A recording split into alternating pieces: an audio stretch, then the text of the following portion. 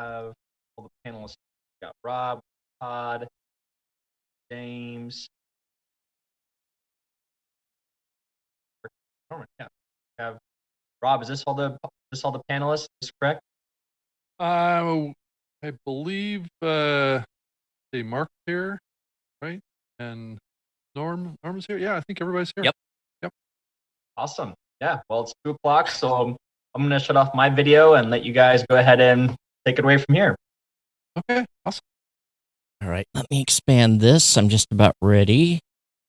I'm juggling 5 things here at once, guys. Sorry.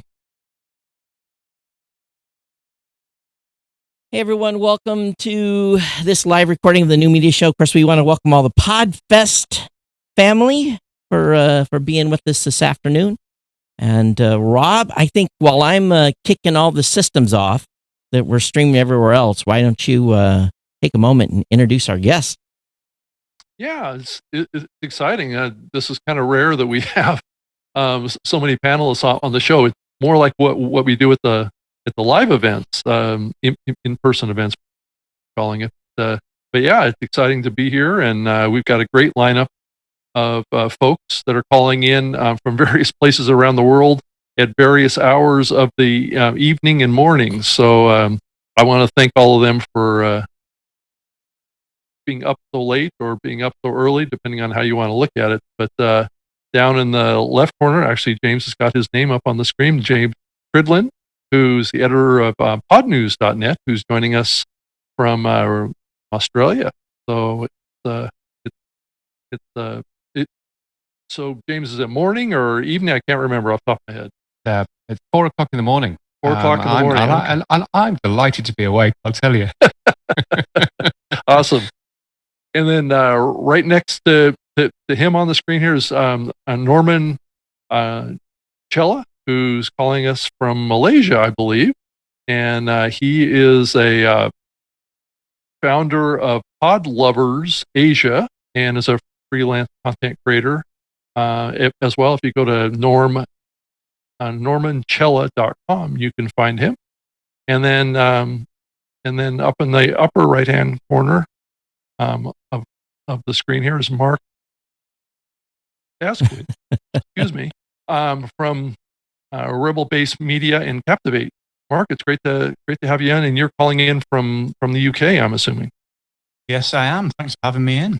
Yeah, well, thanks. But the whole reason of getting everybody together here is to talk about the global podcast trends that are rapidly happening around the world here, and this medium is growing much beyond just being a kind of a U.S. North America centric activity for listeners as well as content creators, and just wanted to kind of go around the world of sorts here and talk about that and talk about the trends that all you guys are seeing, in various places around the world. And I mean, obviously, we're not covering all the locations around the world here, but certainly this is a good snapshot. And what was really just kind of, we just go around the panel here and just get an update about what's happening in your area, in Europe. So Mark, I don't know if you want to start off first and talk a little bit about what's happening in Europe with podcast, new content growth, monetization, and just kind of give us a snapshot, just to kind of get us off the ground. Yeah, thanks, Rob. I think it's fascinating. Break it down into 2 subsections, really. I think Indies business podcast. Right. It's been fascinating to see, certainly in the UK, independent, but only just frankly figure out podcast is something start themselves. I know that there has always been people that have done that in the UK and Europe, but it's always felt a couple of years behind. It's always felt 3.5 years behind from an acceptance perspective, whether that's people coming into it because they want to create content themselves, or whether they see it as a business tool, whether they see it as some hobby, media. Regardless of that, it's always felt 2 or 3 years behind. So we're starting to see the questions in the UK in particular from the independent coming through that we were seeing in the US 2 and 3 years ago. People really saying, how does this fit into what we're doing? Whether it's me, the hobbyist that's creating a blog about Star Wars or whatever, or whether it's me, the business person, or the quote unquote entrepreneur. Everyone's an entrepreneur these days because they've got the internet. So it's this kind of conversation around how does podcasting fit in, and then I think from a media standpoint as well, looking at a lot of the people that own big IP, and again speaking from the UK mainly, the people that own big IP, you know, we're having conversations with those guys that feels like it's 2 and 3 years back from the US. People that own quality intellectual property, characters or universes or whatever that might be. And only now are they starting to think, well, wait a second, maybe we could do something audio first with this and it not be audio, not be something. So it's fascinating to see it because just to kind of cap that off, when we started in podcasting years ago, and we were way behind you guys, you know, when I got into podcasting in 2013, no one in the UK wanted to know. It was really, from an independent perspective, at least, very weird. No one really entertained it. So it's been fascinating to see it, and I think we're getting there. Yeah, I would think that the public radio side, you know, like the BBC and others out there, have really set the tone for content creation and things like that. In the UK market, I see the same kind of trends happening in Canada, but all these big radio networks that have really dominated the consumption of audio, I would think in all, you know, outside of the US, are really starting to think more about original content, I would imagine. Yeah, certainly we saw that. Yeah, I think when there was a conversation that I had today with someone where they were asking the question that, you know, as the word podcast become the eponym just for anything that includes voice first content or voice only content, and it was a fascinating perspective because I sort of trod the line with it where it was, well, kind of, yeah, I suppose everyone thinks that because your show's on YouTube, it's a podcast, and then there's the whole, well, you know, the RSS argument and that whole side of it, and I think it's fascinating to see from both sides, but and James will be able to speak to this a lot more, but certainly at its core in the UK, it feels like the first exposure for many people was public radio, taking their shows and simply packaging them into an RSS feed and calling it a podcast. And I think the original content point that you made, Rob, is absolutely right. People are only just starting to wake up to that. And then kind of making the mental transition between not only is it content, but it's actually content that could actually be a media that can generate revenue. So we certainly, like my first exposure to podcasting in the UK was radio packaging. So that's the same. James, we appreciate you getting up at 4 a.m., by the way. I think you're the one that made the biggest effort here. So welcome. And so I'm kind of like to extend that to James. What do you think from your perspective? Because you have a more global look. You do a lot of, well, before COVID, you were traveling a lot. What are you seeing from a global perspective? I tell you what, it gets to something when your airline actually sends you the in-flight magazine at home. Which my airline is doing now. That's a worry. That's not a good thing. And thank you, Mark. When I was working in London for the original Virgin Radio in 2005, first radio station to have a daily podcast. Thank you for tuning into that one. So yeah, no, I think it's interesting. I think that when you look outside of the US, I think other countries are a bit behind.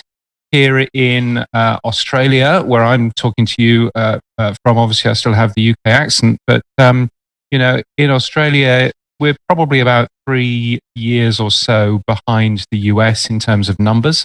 So actually, you can have a look back through the Edison Infinite Dial figures and see that we are exactly where the US was 3 or so years ago. And I think, you know, Rob was right in talking about public radio who've driven this. And I worry a bit about that now because public radio did drive podcasting. People do understand what podcasting is. 87% of people here in Australia know what a podcast is. But public radio is, by and large, pushing people towards their own podcast properties. The BBC Sounds app in the UK, the ABC Listen app here in Australia, NPR One in the US. That's not podcasting. That's just a collection of their own individual on-demand shows that, you know, is an app of their own right. And it worries me slightly that we've actually seen, you know, not as quick take up in places like the UK and Australia in terms of podcast listening, possibly because people have been chaperoned into this nice, cozy app which has their own stuff in it and no independent stuff, no The New Media Show, no Pod News, Podcasting News podcast, which is also jolly good. Actually, that one is in NPR One. And that sort of worries me a bit. I don't know whether that's the same in Malaysia, whether that's the same in places like Singapore as well. But certainly here it is. Yeah, just to comment on that, the patterns are pretty much the same. We are seeing a few public radio stations who have their own inbuilt apps where they lead their listeners into their own space, and this space that they own consists of what I call it catch-up rate, or at least like what we've mentioned before, packaged shows that have already been broadcasted but just repurposed so that you can consume it later on at your own pace. And I think it's because broadcasters recognize that there's a change in the behavior in audio listeners, at least in those, at least in a few Asian, at least in Malaysia, at least in Singapore. So they make these apps to really capture that. I'm seeing a lot of patterns quite similar to what James has described. But we are even further behind in terms of where are people getting their information in terms of knowing what a podcast is. I think if we boil it down to that very simple question, what is a podcast? It's not even about RSS feed. It's not even about how you get the show or how you get your episodes. It's all about where are you consuming the content and how. We are seeing a lot of podcast listeners listening to it on YouTube a lot more. There are a few data sets I've noticed that recognize that there are a lot of audio listeners who would listen to podcasts on YouTube, which, contrary to popular belief, there is no RSS feed subscribing your favorite podcast listening app on YouTube, but people still search for podcast names on YouTube, second largest search engine pretty much, especially apparent in Asian countries, at least in ASEAN. So Singapore, Malaysia, Indonesia, etc. They don't know. Well, I don't want to generalize it that way, but a lot of listeners, at least from these countries, don't really know the pure difference, or pretty much don't really care. So to them, video can still play a part in their podcast listening experience. And we are seeing that more and more often. So not only the influence of broadcasters playing a part in educating people about podcasting, but also YouTube. And that's a whole other story. Norman, I apologize. What country are you in? Malaysia. You're in Malaysia. Okay. So love Yeah. Malaysia. I haven't been in years. Love Penang. Thank you. There's a whole story there. I think too, we see, we said for years, we don't care where people find our content, as long as they find it, right? So this is a diversity of the content at this point, that it can be really just about anywhere. And I think that's the positive thing. But at the same time, I was talking with a company in India a couple of days ago, and I was like, are you going to give your users the ability to create podcasts? And they hadn't even really thought about that. So I thought that it was, and it kind of was like the headlight, deer in the headlights was, they're like, that's an idea. So I'm hoping podcasting continues to expand internationally as well. And Andrew, maybe you can weigh in on the subject as well. Oh no, I'll defer to you guys. I'll let you guys. Yeah. I defer. Yeah, I think that the topic that really is fascinating to me is, and what I feel like is the difference between podcasting coming out of the U.S. around the world really is the development of the indie side of podcasting, and that the conversation typically is pretty dominated by the public radio space from a culture perspective. It's just been that way for years. That the indie side of the content creation has been a little slow to develop around the world. I don't know, what do you guys think on that? Are we seeing a significant uptick indie side happening outside of the U.S.? I don't know who wants to go Jump in from a UK side. Yeah, we're certainly seeing that. Running Captivate, we're still hugely skewed in favor of the US in terms of podcasts that start with Captivate. But the UK is picking up. But like I said, it becomes a question of sort of why they're doing it. So there's such a diverse range of people that are trying to start their shows in the UK. And they're asking the same questions that everyone was in the US a while ago. And it feels like, unless you're a completely fresh podcaster in the US, you're not really asking those questions anymore. And I'm talking things like, why should I podcast? What's the point? Those questions are already preformed and already answered. A lot of people that we see, certainly from personal experience, at Podfest in person, at Podcast Movement Evolutions, those answers are already preformed. They've figured that out in the US. In the UK, there's still very much the why question from an independent perspective. And certainly, again, with Captivate, we start to see a bit of a split then between independent content creators that are going after podcasting as a business. So, the mini network popping up for people that are creating their own IP. Like every third person is a production company that is going to strike it rich by selling IP and beyond. And there's that extra distinction between those people that are still independent, but they're in it for a cut of the big bucks, and the indies that do it because they want to create content, because it's like their own outlet. It's their blog, it's their YouTube channel. So it's fascinating like a hobby to see that. or a passion. Yeah, I mean, I Definitely. think it's interesting seeing the UK, which has a lot of independent audio producers who exist because of the way that the BBC funds itself. So at the BBC, a proportion, it used to be 25% when I worked there, of everything that it did had to be done by an independent company. So if you look at podcasting, there are some very large companies. There's one called Listen. There's one called Something Else. Literally, that's what it's called, Something Else.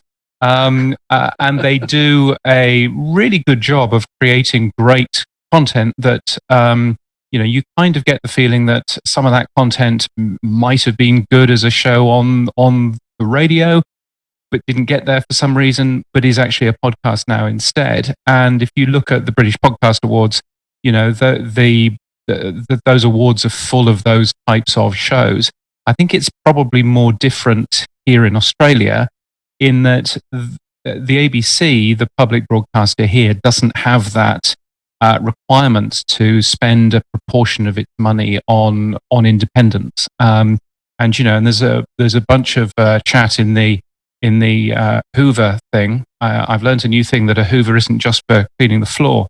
But there's conversations going on about it being much the same in Canada as well, where the CBC is doing great work in terms of the podcasts it's making. But there is also, a very vibrant indie set of podcasts there. I worry slightly that the rankers and things that we now have, and the Australian podcast ranker is a fascinating thing. They kind of, I worry whether they are sort of pushing indies away. There is an indie in the Australian podcast ranker, but only one, I think.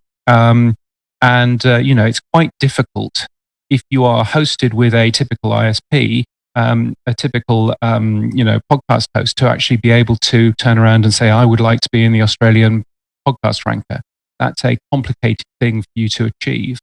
So, interesting times, I think. But, a lot of indies going on here in Australia, Canada, the UK, and many other places. Again, the stuff that I see coming out of Asia, particularly South Korea, is mostly rerun radio shows. What's the indie podcast scene like there? On the talk of South Korea, we're talking about a country that's been doing podcasting since 2005. So you have 15 years to cultivate that culture where people are normalized to the word podcasting as the norm for consuming content. It doesn't matter if it's tech radio or not. South Korea has always had a really strong radio culture, so it's always been normalized from the very beginning, a combination of both the influence of broadcasting corporations there to create their own shows and to create that behavior that there will be other independent in South Korea to build their own shows as well. Getting reached out by a few independents based in Seoul to start their own show, whether in Korean or in English. Pretty fascinating. So we are seeing more and more indies pop up. I would love to get more data on that, but it might just be in Korean, so I can't really comment. But closer to home, we have Southeast Asia. A lot. There are pockets. There are different sets of activity, and they are very country dependent. So at least in Malaysia, there are a few networks popping up. So small mini podcast network. These are independent shows that they are united by maybe one team, one production team that is trying to handle the business element and pack it all together. And now they are sustainable. Maybe not to the same numbers as say US or UK, but they are actual entities. So that is actually pretty exciting. In terms of independence trying to find each other or the community aspect, still a bit fragmented. Right. And it's kind of difficult to say how or what is the best way to connect it because Asia isn't really just one market. It's multiple markets and there's a wide range of development in terms of the spectrum of a podcast market because you have extremes or you have the most developed like South Korea and India, right? India has, I believe, out of the 400 million internet users, like a few million of them, I forgot the exact number. I can bring it up in a bit, but I think 60% rise in the number of podcast listeners in India, right? That's just one country. And that level of success or that level of listenership can mean opportunities for people trying to tap into that market. But then you can't find those numbers somewhere in South or you might find that it's difficult to achieve that level of listenership or potential market because you have barriers like language. You have barriers like cultural tendencies or cultural nuances. And also, us listeners who are used to what podcasting is also implies a certain level of technological development. So these are people used to listening to audio content, their smartphones or on their computers, etc. But that doesn't necessarily represent the entirety of each country's population. So we're seeing quite a fragmented look on one listeners in terms of where they're paying attention to. So most US shows. And does that represent the entirety of indies, they are definitely popping up. I do worry about potential rankers and or competitions or judges because I've tried to I co-organized a virtual summit beforehand to help with Asia's podcasting scene, and part of that was a competition to recognize Asia's best podcasts or different categories, and we were looking at the question of indies versus production teams, like full-on production teams. There is this huge skew towards those who have basically more hands, more money, and greater production value than it is for, say, one indie trying to go against big leagues. And we saw these in the numbers for the finalists or the winners. So it was pretty fascinating to see that people tried, and despite that, have a lot of high production. Not to downgrade, like not to make it really unfair, but it just that it happened to that. So I think too. You were talking about the podcast awards, your own awards, and you were saying in a podcast that I was listening to that you're getting a bunch of entries from outside of the US. What's your experience there? Yeah, so because this virtual summit was the first ever, right? So it was called the Asia Podcast Summit, and in conjunction with that was Asia Podcast Award. So it was a team of 5, and we were all independents, or we have involvement in podcasting, whether it's production for other people. We banded together and we started off. In terms of the awards themselves, we were getting submissions from people that were not really following the criteria, right? They were not even in Asia, and they were. Well, and So I mean, my question was to Todd really about whether you're seeing a bunch of new non-US entrants to your award. We've tried really hard to make it clear that it's a global event, and I think this year maybe 5% was outside the United States, so it's much lower number than I had ever hoped it would be. But maybe it's just because of lack of knowledge that it's they see it on an English site, maybe they assume it's just a US based award. We've had a good diversity of US and Canada, so this year I think we saw more Spanish speaking shows and a lot of shows out of Europe apply. But again, mostly English based, not too many foreign language shows applied, which, maybe we need to create a foreign language category or something to try to enhance some of that participation. I don't know. But, going back to something Norman said earlier about culture, I look at Japan specifically, and Japan, you don't see a lot of podcasters out of Japan. And I truly believe it's because it's purely a cultural thing. People are not used to really putting their opinion and putting themselves out there publicly, and because people are easy to criticize there, and it's about face and a whole bunch of other things that go into that culture. And then you see China, where it's mostly instructional type stuff versus commentary, because you can't have commentary, you're going to disappear, so they have to keep it non-political. Whereas we've even seen, I think there was a case of a podcaster running into trouble in Singapore, if I remember correctly. Singapore. Yeah, Singapore. Yep. The podcaster had to apologize publicly, profusely apologize, because they had offended the government. So podcasting has a lot of dynamics internationally, and there's risks for independent podcasters depending on where you live, because unlike Australia, the UK, here in the United States, Canada, sometimes what you say can physically hurt you. So I think that has been a restraint to a certain extent. I don't know, Norman, and that's kind of, I wanted to ask you, what was the ramifications of what happened in Singapore?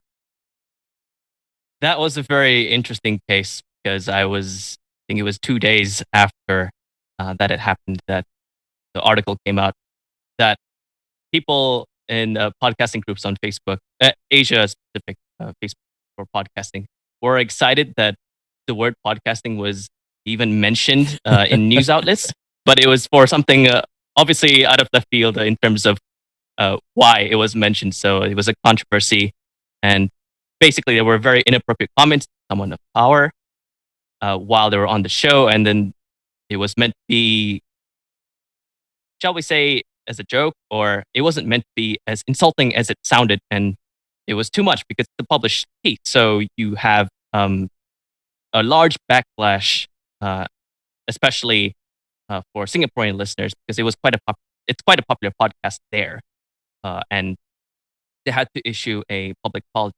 So that's just pretty interesting, because when you talk about podcasting, there are a lot of general benefits that people assume are true around the world. When it comes to, oh, it's your show, you're not bound by anything, you can say whatever you want. Oh, no. That's not always true. It's not true, at least from what I see in Asia, because we have examples like happening. Have examples where your episodes are quoted and may be used either against you or to talk about you publicly. And maybe you have cases like these in the US, of course, but this is to the point of, oh, right, yeah, James has brought it up.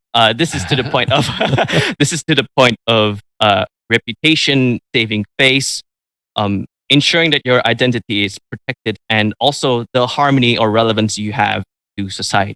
When you are in a position of power to talk about certain things, especially as a podcast host, you have listeners, those kinds of things.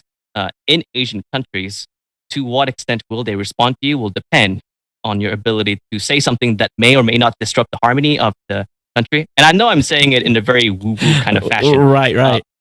Yeah, but it is true to a certain extent. And because of that, the fear of that happening, especially with this article out and these use cases, people are becoming a little afraid of not of publishing episodes, but of saying provocative thought or encouraging a civil discussion.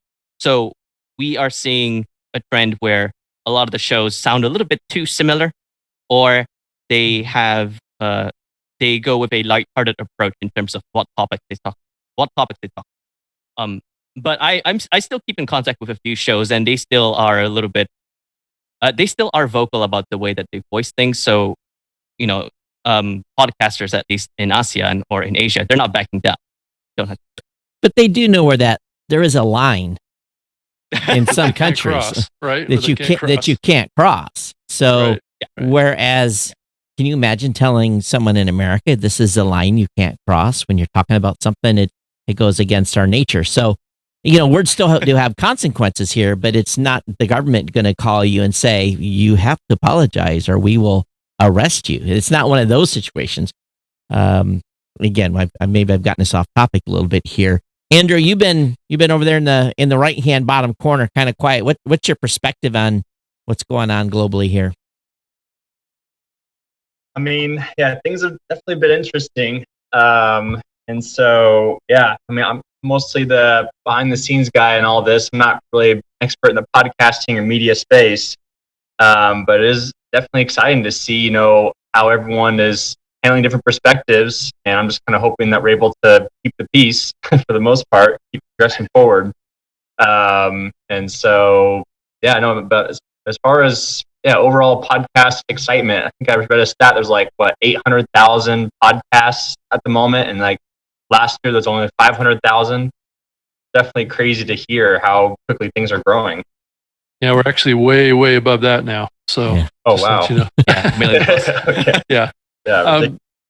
Yeah, I wanted to take us back to the culture topic a little bit, because I've spent time in Canada and I've been keeping my eye on podcast development in Europe too, and the impression that I've had is the public radio side has been so dominant in those markets that a lot of potential indie producers see what the big media companies, whether it be BBC, CBC, whatever, and they feel like they have to be as good as them, right, in whatever they do with their podcasts. And I've seen them, the BBC and CBC come into podcasting events and do trainings, and what they do is they show how they produce their podcasts, and oftentimes the people that were potential indie producers that go to those sessions just get blown away by the complexity and the sophistication that these radio broadcasters bring to the podcast production process, and it just scares the living daylights out of them. I mean, and sometimes it's hard to get through that, when I talk to indie producers, thinking that oftentimes they think that they need teams, and this kind of plays along with what Norman was saying, that they feel like they have to produce these extensive productions in order to get audience. And oftentimes I tell them, well, you don't really have to. But I guess I just wanted to get your guys' thought on this. Do you think that the indie market outside of the US can start viewing themselves as something different in their production than the CBC or BBC, and we're going to see an expansion of indie producers like what we saw in the US? Because surely National Public Radio in the US has been a dominant influence in the podcast space for years, but it's not really where it came from. It came from the indie producer side. And so is it just a culture thing that you guys think that we just can't get over, of just the dominance of public radio? Because outside of the US, there isn't commercial radio. So maybe is that the culture difference, you guys think? I don't know who wants to take the complicated question. I mean, I I'll know, jump Mark? in. I'll Okay, jump in if only because I was sitting there watching Mark nodding sagely and thinking. I was waiting for you, the radio man, to come in and swoop in. Right. So, Rob, we do have commercial radio outside of the US. You'll be glad to know. Well, that's 50% good. of I radio just listening- never hear about it. I just never hear about commercial radio. So in the in the chat, actually, Dan has been talking about the Global Player, which is another one of these radio apps, much like the iHeartRadio app in the US and Australia, which has a bunch of their own stuff and a bunch of, especially invited indies to go in there. And it's always not very clear who actually gets into those sorts of apps. I have to say, though, I think that I'm not sure that this is a US and non-US thing. I mean, this great book here from Eric Newsom, Make Noise, A Creative Guide to Podcasting. It's a fantastic book. But again, it is written by someone who used to work for NPR, right, who talks a lot about, having your massive teams, how to make podcasting and everything else. It's a great book, but it is a very clearly a different style of making shows than, you or I. I sit here and make a podcast every single day using a microphone and a laptop, and that's it. So, so I'm not sure it's a US non-US thing. I think it's probably more just, looking at the different ways that we make things. And what's exciting about podcasting, of course, is that it opens it up to both companies that want to have 20 people working on that show, or people who only want one. You want a really scary thought about how many people it takes to run a podcast. Just have a listen to the end credits on Friday's New York Times Daily, where Michael Barbaro reads in his strange, funny intonation about 45 different names. Wow. It used to be only 3, and now he keeps on going. And you're there thinking, when's this going to finish? So it's probably something going on everywhere. Mark, do you see that sort of thing? Do you see that sort of mix going on in the UK and in those in the places that you look after? Yeah, I think there's a few fascinating layers to that. Actually, ultimately, with money comes pressure, and with pressure comes requirement for an outlet, and often the outlet is being able to delegate X, Y, and Z to X, Y, and Z. I apologize, to other people. And the challenge with that, as you rightly pointed out, Rob, is that people believe they have to start with those outlets, delegation, and that goes with it. Right. But I think if we overlay that with what Norman said earlier, and Todd, what you mentioned as well, we live in a culture here in the UK where if I say something on a podcast, it's published, it's on record, but it's very difficult for someone to come to my house, knock on my door, and do something about it. And what you mentioned, Norman, about everything becoming kind of standard, everything becoming a little bit desensitized to everything, and it just being fairly similar kind of content. I think when you add that feel to it, where you start to see independents looking at what other independents are doing, either from a scale of team perspective or type of content perspective, everything becomes desensitized. Everything becomes very, very similar. And we're seeing the heck of a lot of everything becomes very similar. And even the independents that literally cannot afford a team, that will never need a team, are either trying to replicate content that is from a huge team or is from someone that has copied it from a huge team.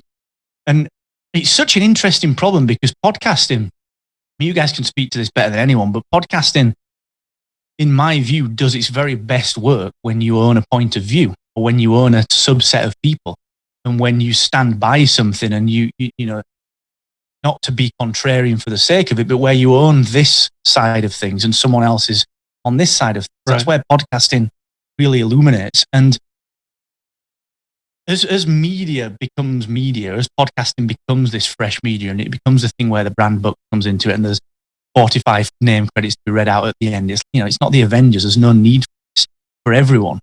But as the big money comes in, people, in my view, the independents are seeing big money here. Ergo, I must need to do what they're doing to get any money. And they're not separating the fact that they are an indie with a Rode Procaster and they are not the New York Times. They're not making the distinction. Right. And I think you never really think that with YouTube. Like, think of a YouTube. I've got some LED lights that are intended for behind the TV.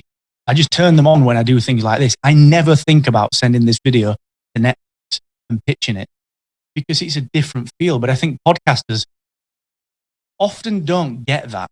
they want, because the serial was the thing that tipped people over the edge for many people. They believe that is what a podcast is. And we know for the vast majority, that simply isn't what it is. Either Serial or Joe Rogan, of course. You know, but I also look at it this way too, and I'm going to piss my pro production team off, because this show doesn't get edited. This show is what it is. We hit start, we hit stop, do a little audio processing, and that's it. Now I've on occasion cut something out that I did something stupid, or we said something we thought maybe meant or not, but that's rare. I mean, like 1 in 100. And I think that from my perspective is there's a lot of podcasters also that want to sound a certain way. I do not want to sound like NPR. Absolutely, unequivocally do not. Now, there's the sound they have is the $1,800 mic and everything that they use. It's an NPR sound, and you can hear an NPR bass and pacing and everything else goes along with it. I think that the beauty of podcasting really is you do it your way, the way you want to do it, say what you want to say, build the content you want. And that's what makes this content raw, unique.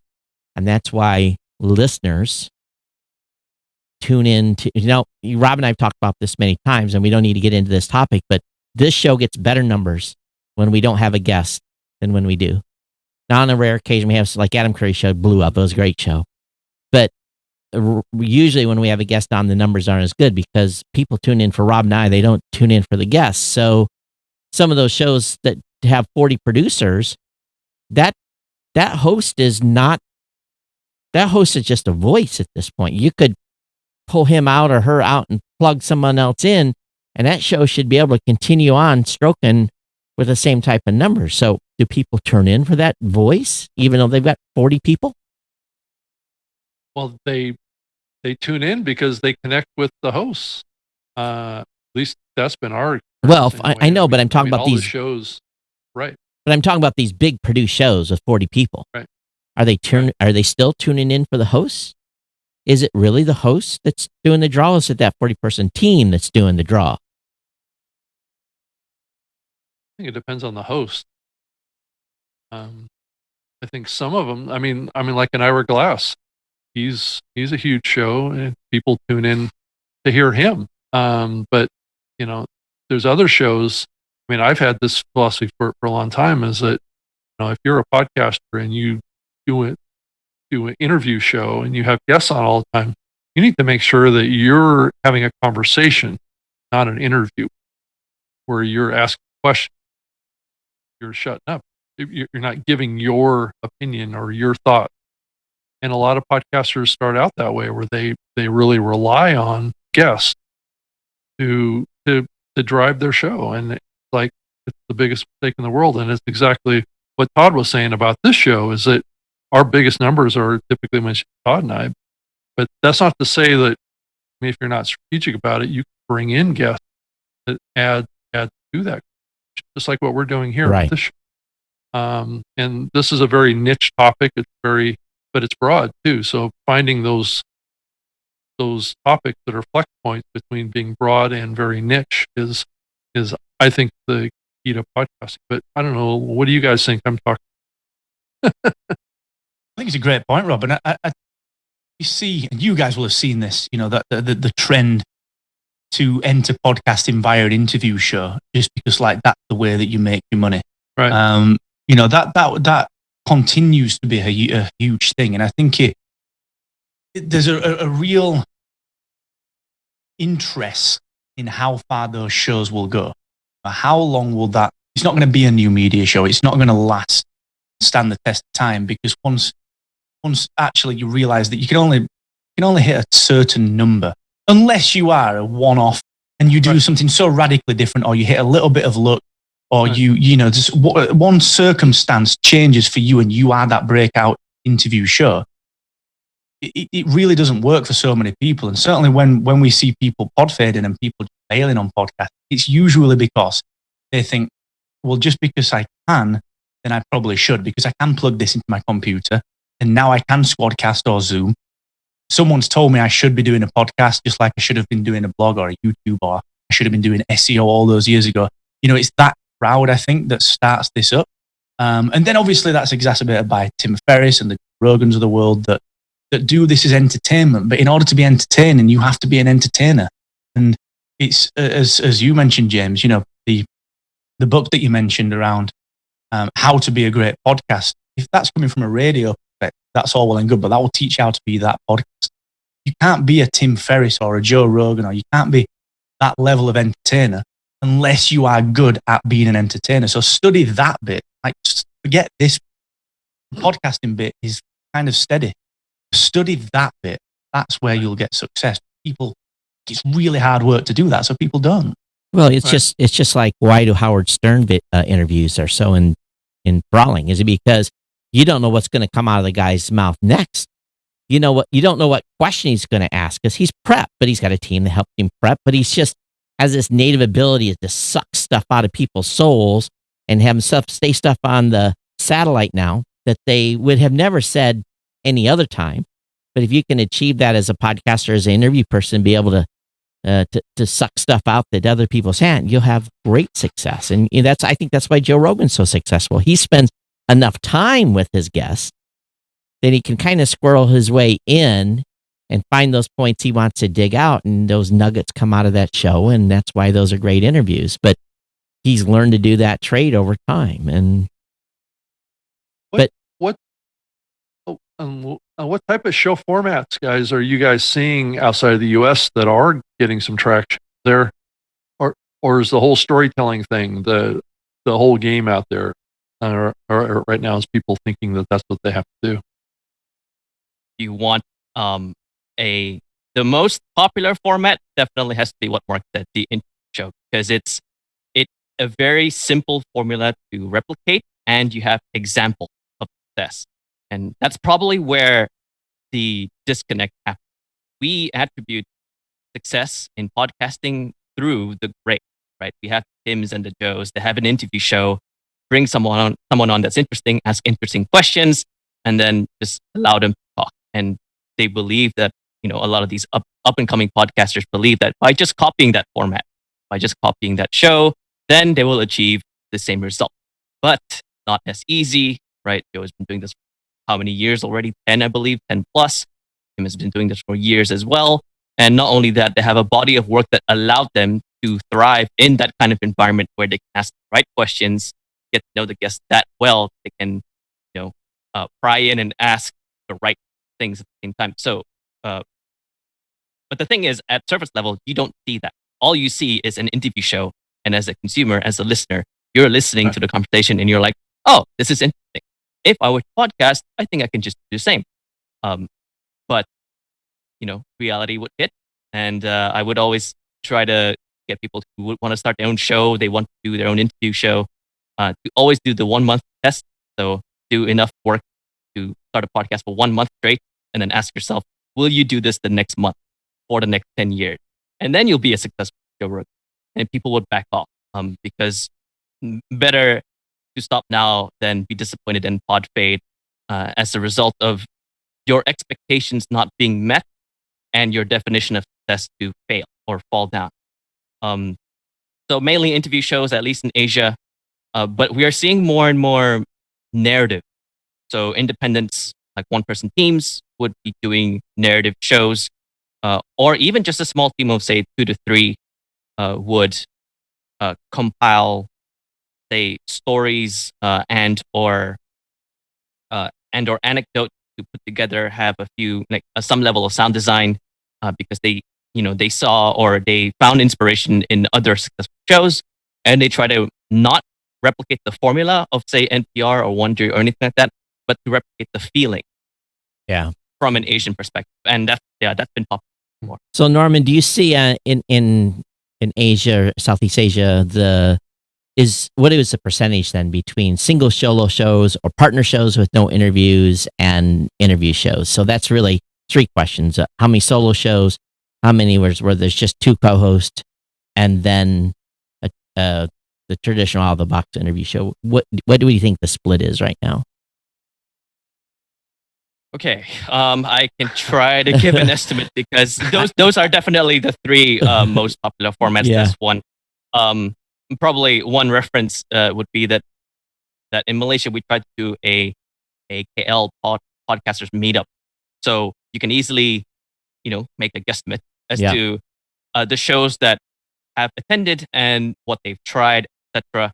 So, say out of maybe 10 out of 20 people, 3 to 4 of them are solo, and half of them are interview, and a quarter would be a co-host, or 2 to 4 hosts.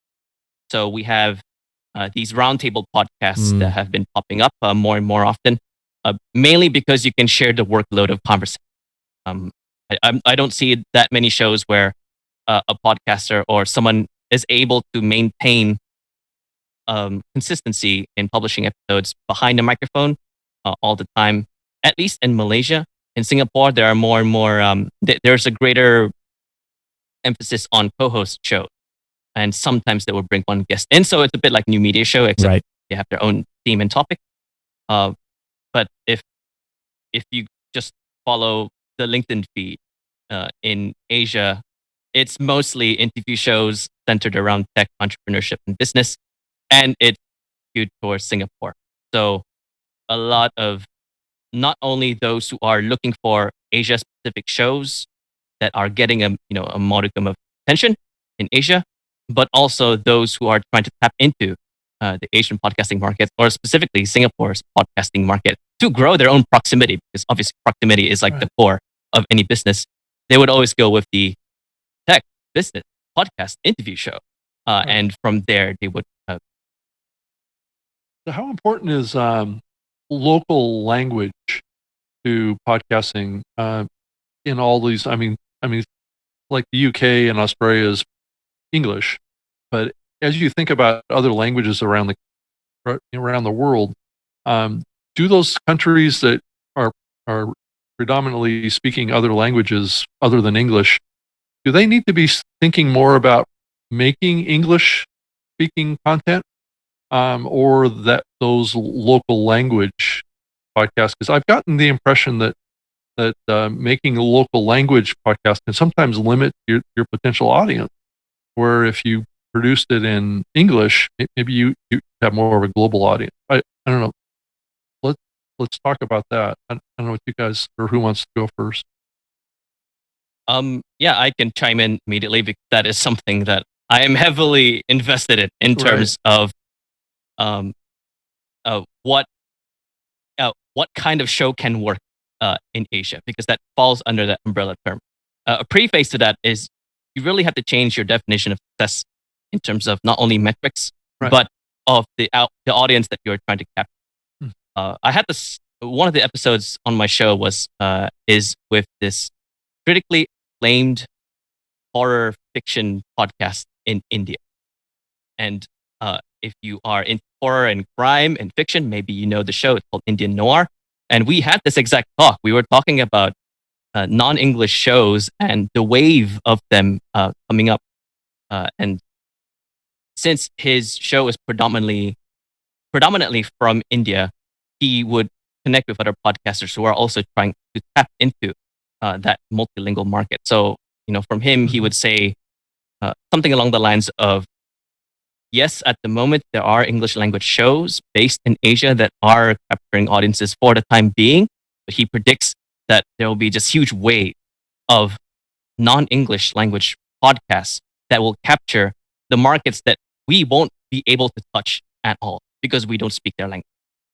What that means is that if we want to determine what is a successful show in, say, Hindi, Telugu, or Tagalog, or Indonesia, or in Bahasa Malaysia, it will be very difficult for you to copy paste the numbers from, say, English language shows and then just assume, yeah, if you get those numbers, I think I can monetize the show, right? It'll be very difficult because the numbers are very different.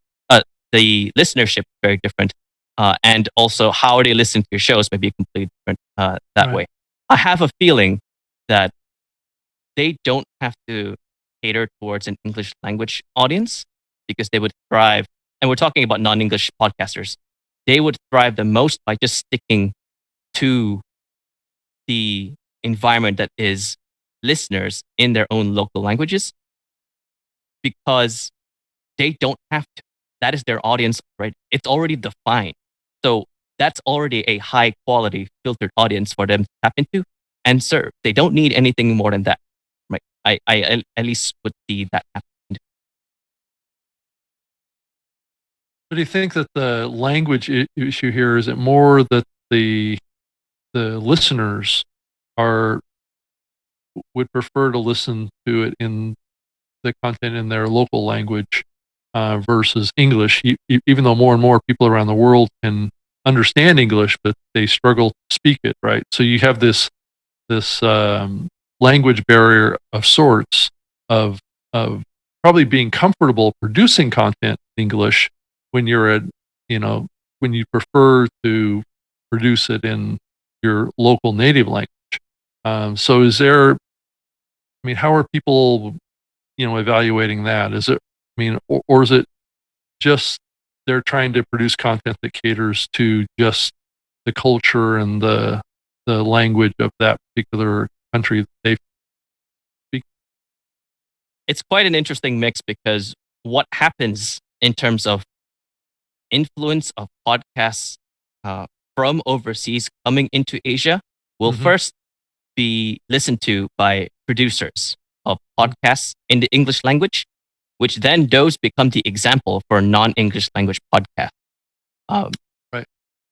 So the replication happens there. It's like sort of like second order effect, which is interesting because since a lot of these successful shows are in the English language, it'll be very difficult for us to safely assume that the rise in listeners from many different countries where English isn't really a primary language there to immediately hear the word podcast and think, oh, let's go listen to NPR, because I'm pretty sure NPR does not have a Tagalog language podcast. I may be completely wrong. Someone can let me know on that. But not yet, anyway, right? not yet. You never know. There might be an NPR international. It would be pretty interesting. I would love to see that. But setting the example for what a podcast can be is a combination of seeing the successful examples, Rogan, Ferris, etc., as well as successful shows by local podcasters in English language. And a combination of these two leads to up-and-coming indies that would create shows in their local language, because they know that they have the advantage of being able to do something similar, or at least replicate some percentage of their success in that environment. And we're seeing a lot of these examples more and more often in Nepal, in Myanmar. It's really, really fascinating, because we as podcasters, but as observers, can only even take a guess or even look at the audience in these countries, in these environments, only through the lens of that podcaster. So that just shows just how large the language barrier is. Because Rob, if I will ask you, like, can you make a show in Nepali, right? Because there's a strong podcasting community. It's also on the rise, actually, in Nepal, which is pretty interesting. It'll be very difficult for you to do so. You'll need a translator, you'll need, production, etc. And you don't even know what's considered a good topic or a bad topic or a taboo to talk about. But we have these podcasters on the field that are already there. They know what they want. They speak the language. And all they have to do is just learn podcasting skills, a whole thorough of it. Filter out who is willing to commit beyond the 1 month test. So who doesn't want to pod fade. So James, you become, I think, our official slide giver today. You've been putting up all kinds of great slides. So thank you for putting a few pieces of information there. Yeah. Thanks for the technical assist. So I guess the question then is to both you and Mark is, you guys are largely both in English speaking places where you don't have to deal with worried about non-English speakers. Now, Mark, maybe you more than James, but what's your perspective? I think it's fascinating because, as you said, Norman, we have our own set of taboos and acceptable circumstances, and frankly, we're all. This might be a bit to edit out, actually. We're all a little bit arrogant with it, aren't we? we put it out in English, and we think that that's it. That we're done, and as James popped up, more international podcasts launch, or non-English speaking podcasts than English speaking ones, and we think of podcasting, certainly, and I'm guilty of many people we think of podcasting as English speaking thing out of the US. And it's not, that's just how we've been conditioned. That's where we've come from. And I think there was a great talk at Podcast Movement. It was one of the keynotes, some data on this, how, and I forget the network, was it Kachina or Kachina? I forget, I apologize. But where they had, I think it was a Spanish speaking show, and they'd intermingled their English speaking content with their Spanish speaking. When they split it, they saw a rise in both numbers because specific target each particular market. And I thought that was fascinating because it's, as you said, Norman, it's about proximity. One of the first things I did when I got into podcasting, I get obsessed with it, get interested in what I love. So from day one, I was at Podcast Movement. I didn't sit on the fringes. I immersed. It was because of the proximity. I fell in love with it. It's the same with content. I think it's one of those things where unless you are dealing with it every day, you don't necessarily know that problem. But it would be very easy for me to say, yeah, of course, we should all be doing it in English. That really, you even assume that I've got the understanding of it. Right. And that's why, Norman, you're a far better barometer. You're a far better gauge of that. You're so immersed. Yeah, I could easily become very naive. And from a business standpoint too, I think Rob and I talked about it in the last show a little bit, was I'm now getting a lot more Spanish shows that are using our services. So we're having to, adapt a little bit. And matter of fact, I'm getting ready to work with a partner. We're probably going to be bringing on a Spanish speaking support person. Now, look at, Rob, you guys at Libsyn, you guys probably use Elsie or one of the, you've got someone on the team that's a native speaker. So that, that helps a lot. And we didn't have that. So this is something we're looking at now is, how do I make sure that I take care of that community where I don't have I need someone on the team that can help them. And translation in the interface is also important as well, of course. And I think that goes for podcast apps as well. One of the things that I'm really surprised at is that there aren't language specific podcast apps. So if I only speak German, please can I just have a podcast app that just has German stuff in it? Or if I only speak French, and there's kind of an equivalent of that with iVoox, which is Spanish and Portuguese, but kind of not quite. And it's a peculiar app that also has an awful lot of radio stuff thrown in there as well. Yeah. But it occurs to me that there's real opportunities, and perhaps one of the reasons why many countries, and France in particular, where podcasting growth is not really happening that fast for some reason, might be something to do with language. And just may be that, we've got Serial and This American Life and the New Media Show, and the feed, but we don't have those excellent shows in French and in German and in Tagalog and in Indonesian. So maybe that's sort of part of it.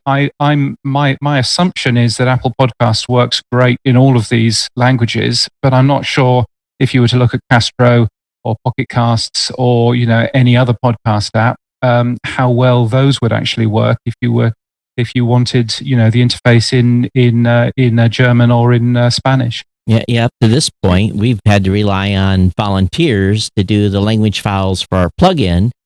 And so I think we've got 6 or 7 now that are, I think we got German, Spanish, Portuguese, a handful more. But again, it's if that person is no longer volunteering and we do 5 updates to the app, all of a sudden the language prompts are wrong because maybe we've made a tweak there. Mm-hmm. And there's a real investment that you have to make to be able to,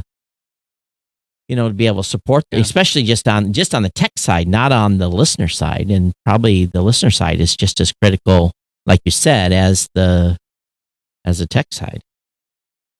That's one of the interesting things, actually. Rob. Go ahead, Mark. Sorry, Rob. I'll cap that off because we found the same problem. It was, handling translations. Like we can become the pinch point as the hosting platform. The same as you, Todd. We support the same languages, but in the player, and we even found that a challenge because it's like, well, where do we prioritize this? And this is where that naivety comes in. It's like, well, wait a second. you speak English. So, okay, we'll put that's priority 4, and these other 3 things are above it. And we have to be aware of that. And we are so conscious as not we in Captivate, but we hosts, so conscious of the fact that we could become the pinch point in a lot of this growth. Like what you're doing with the Spanish speaking support is fantastic. I think it's a really, the presence of mind to do that is superb. And it's being mindful of that. We aren't pinch points on this growth. And I'm not sure actually that we've looked at that properly. I don't know if we've ever needed to look at it. But it's fascinating. But sorry, Rob, I cut you off. I apologize. No, that's fine. I mean, the whole distribution part of this, I think, is a fascinating conversation that really needs to be had on a broader scale too, about content coming out of other languages and other countries getting wide distribution around the world, because there's non-English speaking folks scattered all over the world too that could tap into podcast too, and is a show that's produced in Malaysia going to be available in the U.S. catalog. I mean, just the cross-pollination of content coming from around the world. How are those being presented? I've talked to folks in Canada who feel like when they produce a show in Canada, they don't feel like they get the same kind of, listenership and adoption like in the U.S. that U.S. shows get Canada. So there's this kind of missing component on the distribution side, and I think one of the solutions is kind of like what was just expressed, where these language-specific apps need to be created. And I think we may be coming into a time when we're going to start seeing more apps created for particular genres of content, and then obviously genres could be mapped to language as well, that start popping up, competing with Apple, competing with Spotify for listeners. Yeah, and obviously, Spotify is doing a great job of internationalizing what it does. I found it interesting in the new Apple Podcasts, the new Apple Podcast website. You can't link to a user's local version of that page. It used to be in the old version, there used to be a way that you could link to a geo-aware version. So, Mark would get a UK version, which would talk about, football rather than soccer, or the other way around. I would get a different version here in Australia, and so on. Now there's no way of linking to somebody's local version of the Apple Podcast site. So we all have to link to either the US version or our own version. And that's a bit of a shame. And I think, it's just those little things that I think would really help, where if you link through to, a news show, you can actually see, people in Australia who listens to this news show also listens to blah, blah, blah, and it has a bunch of local shows in there. That would be really helpful. But as you say, I mean, I think it gets more complicated when you are talking about languages and things. I did consider translating the podcast pages in PodNews into other languages. And then very quickly, to your point, Todd, realized how complicated it is, how difficult it is, and how you can't rely on Google Translate. And the money, of course, is the other thing. So so I quickly gave that idea up. Norman, quite a lot of people, obviously in Asia, do speak English, which is kind of the second language, but it's lazy for us to just turn around and say, well, we the UK used to own Malaysia, so therefore, you'll all speak English, won't you? That's probably a little bit lazy, isn't it? Norman, I'll let you answer that, but before we get into that, let's just remember there is someone from Apple listening. So if you want to talk to Apple, and this no, I'm serious. This is your opportunity, and James, you kind of did it a little bit here, but we have lots of people listen to the show that don't admit they listen to the show, and they send us emails, back channels, say that they do. So I always want people to be aware that you can say, listen, this is pissing me off, and this is why. You may not have that direct line, but hopefully they'll hear it here on the show, and sometimes we'll get feedback. and they'll come back and say, "Hey, can you tell James or you can tell Norman? We appreciate the input." And because we've had that happen many, many times on the show, so don't be afraid to pull the trigger here and ask for something directly. Yeah, there's been times when we've gone to Apple presentations and Todd raises his hand to say something about a topic that they're talking about up there, and then they'll say, "Todd, we already know what you think." You don't even have to say it. There's a worry. Yeah. So, and I probably, Norman, you probably forgot James's question, but a little bit, yeah. But I think I can guess. James, you can just remind me in a second, but I'll try to have my take on it because, yeah, it is a bit lazy because we just safely assume that majority of Asian countries speak English, and that's more than enough of a reason to tap into the market and think like, oh yeah, let's just get the audience while we can. They all learning English. That's actually okay. But that comes with a set of assumptions, and some of these assumptions range from the assumption that everybody in a country speaks English, and the assumption that everybody gets access to, various ways to get to a podcast, and the other assumption is that they will all listen the same way, or they will all listen to the same content. So, yep, sure, it makes sense if you want to go into Malaysia or if you want to go to Singapore. Yeah, Singapore, there's a lot of people who speak English there. Of course, that's pretty standard to know. Everybody agrees. And you go in there and you would create a show that, adheres to, say, standard American guidelines or talks about topics that are much more emphasized in the US as opposed to in Asia. Or, your perception may not be, shall we say, either well received or even understood by the local Singaporean listenership. And that is when you have these hidden barriers come up and you would realize like, oh, it's a lot more complicated than just releasing a show in English.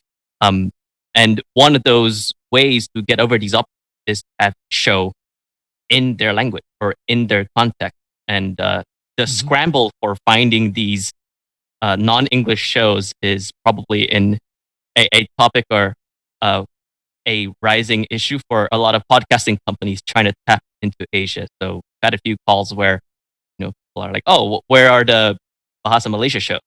Where are the shows in Hindi? Right? Where are the shows in Indonesian?"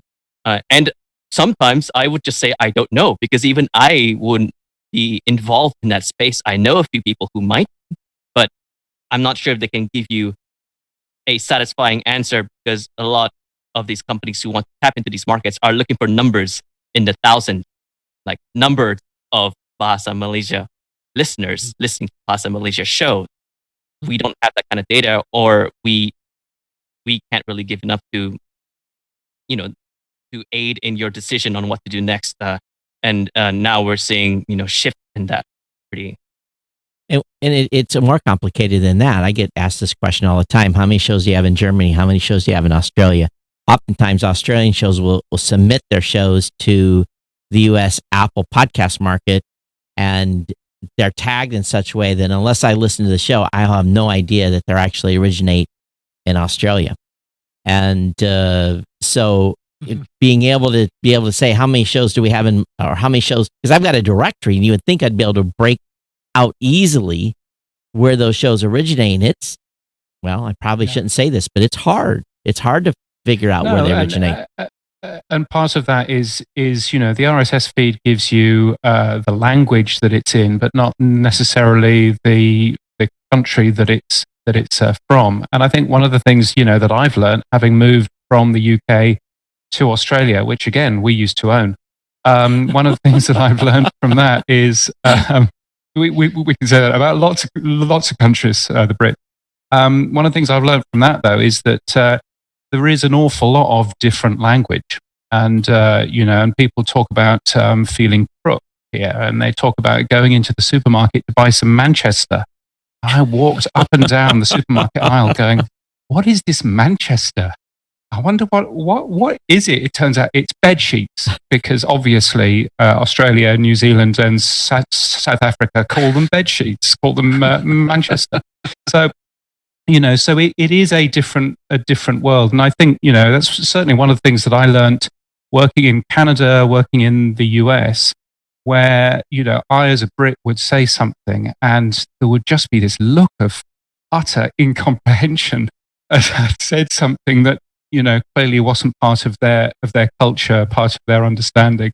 So it is, as you say, Todd, it's much more than just a language thing and a tick box in an RSS field. There's a bunch of different things and a bunch of different ways that we consume shows as well. My understanding is that, even though South Korea is supposed to be the biggest podcasting country in the world, 45% of people tuning into a podcast every single week, they don't use Apple Podcasts. They use local apps and things like that. And actually getting into those apps is quite hard. Libsyn has done some great work with GeoSavan, with Ghana, getting into podcast directories that aren't US podcast directories first and foremost. Their podcast directories for other countries. And I think, it would be great to get more of those in a great big long list, so that those people that do have different shows that they want to get out into other markets can actually, do a bit more of that. If we ever do, we're slowly reaching all those platforms that are going to have podcasts eventually. So it's and those evolving. And those platforms are realizing the value of it and are reaching out to fill the inventory too. So. But I was going to say, if we ever do get any RSS expansion, I would be all for a new RSS tag that gives you country of origin. I would make it, because basically what we're really doing here is an Australian company comes and you say, we want to run advertising.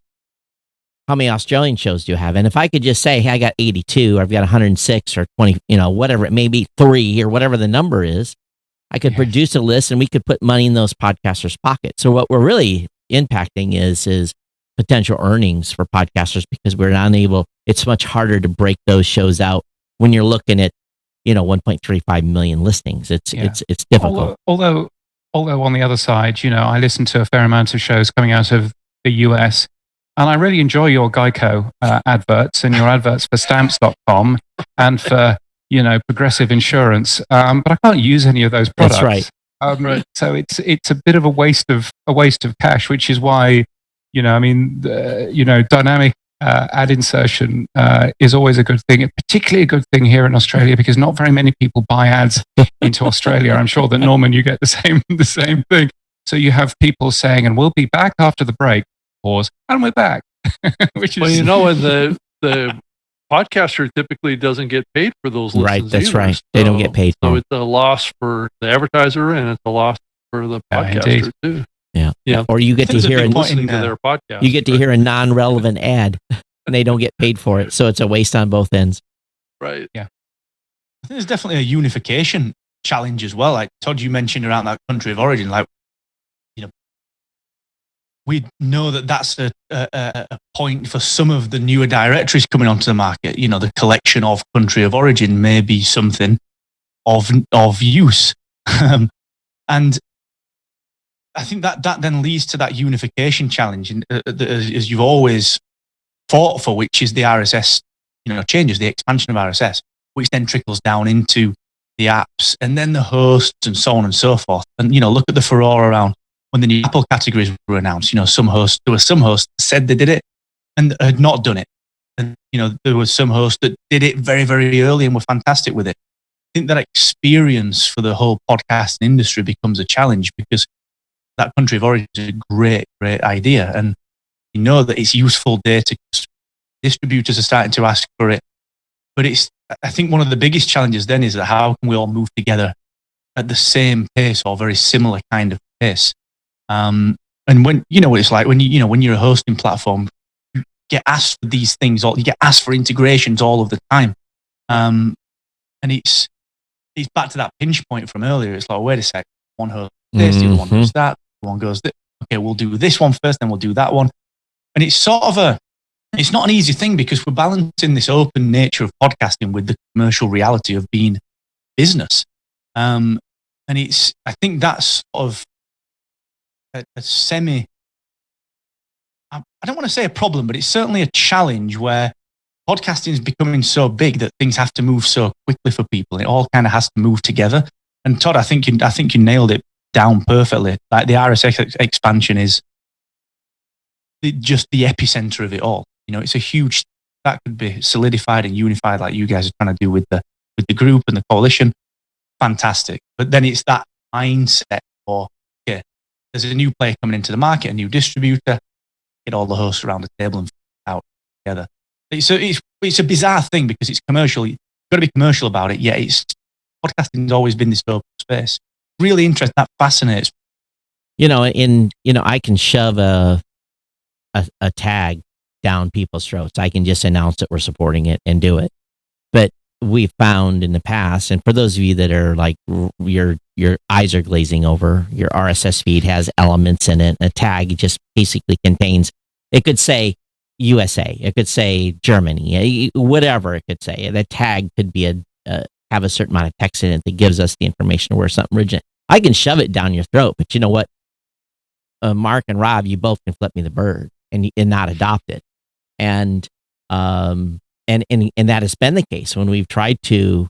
We learned many years ago when we introduced new namespaces that basically, that's a Blueberry thing, so we're not going to do that because it's almost like, that's in their sandbox. So you're a bit scarred by some of the work that you did, and I think there is at least now an industry body that if only the chairman was on this show that might be able to help not just pull in individual podcast hosts to say let's agree on a new RSS standard or a new RSS tag. That's fine, but that's only one half of it, that's of course, true. Because if Pocket Cast isn't using it, Apple isn't using it, Spotify isn't using it, then there's no point. So I think having all of those people sat round a table, talking to them about, some of those things that would be really helpful. By the way, I would say not just a country, but actually a place would be really helpful.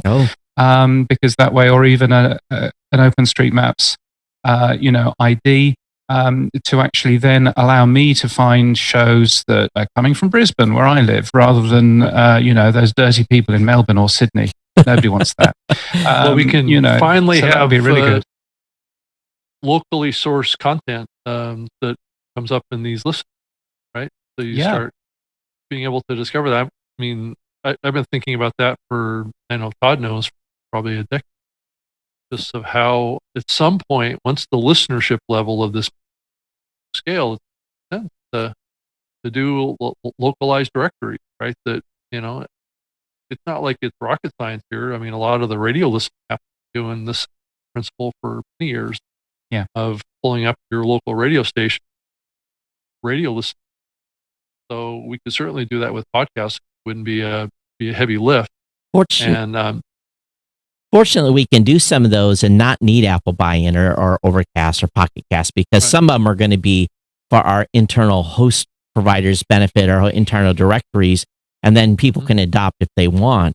So some stuff we really don't need their buy-in. We just initiate it and do it, and just have to have buy-in by enough of the, 30 podcast hosting companies now. If you can get 10 of them to say, yeah, let's support it, then that goes a long way. Yeah. And of course, there's the whole issue, and I found this because I worked on a radio app in the UK called Radio Player, which is now all over the place, including in Canada. There's a difference as well in where you are from, where this podcast is from, and what the editorial content of that podcast is. So there may well, so there's a great podcast that comes out occasionally here called Brisbane is Weird, and it's just stories of Brisbane. And that would have a very tight editorial focus of Brisbane, and that's it. Whereas Pod News, hopefully is global in interest, and so therefore, I would like to tag that as being just of interest, as interesting, hopefully, if you're in Michigan or if you're in Seattle than if you're in Brisbane or, Melbourne. So, it all of a sudden, when you start talking about new tags and new RSS namespaces, things get really, really complicated, which is always fun. Just an admin There's note. always the 1 second, Mark. sorry. Do we have 2 hours, Rob, or we have 90 minutes? Yes, 2. Okay, 2. so go ahead, Mark. Thank you. It's a great point on the entire tagging scenario, and one interesting point that always springs to mind when we think about progressing podcasting in this way is the end game for the people with a stake in this. So I'm talking primarily about the players. I'm talking about the distribution channels. You mentioned there, where we've got Apple, Spotify, and Overcast. It's all right if you've got 0.5% market share in some player that comes out of wherever. And that's all right, because you can kind of take a risk on things, and it's easy to get the buy-in for those people to work with other people to do these change-making things. But when you start to think about Apple, Spotify, and Overcast, Overcast, independent app, 10, 11, 12% listenership market share. At what point does it become a duty of care where your own belief system as a business and as a brand has to also be then matched with the progression of the industry? So I'm talking about, the Overcast or whatever, the simple refusal to do something because you simply don't like it. At what point does the market share tip over where you have a duty of care to the industry?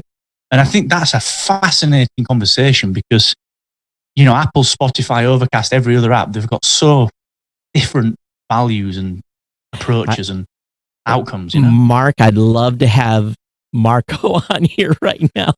I think this could turn into a very interesting conversation. I would just sit back and watch the fur fly.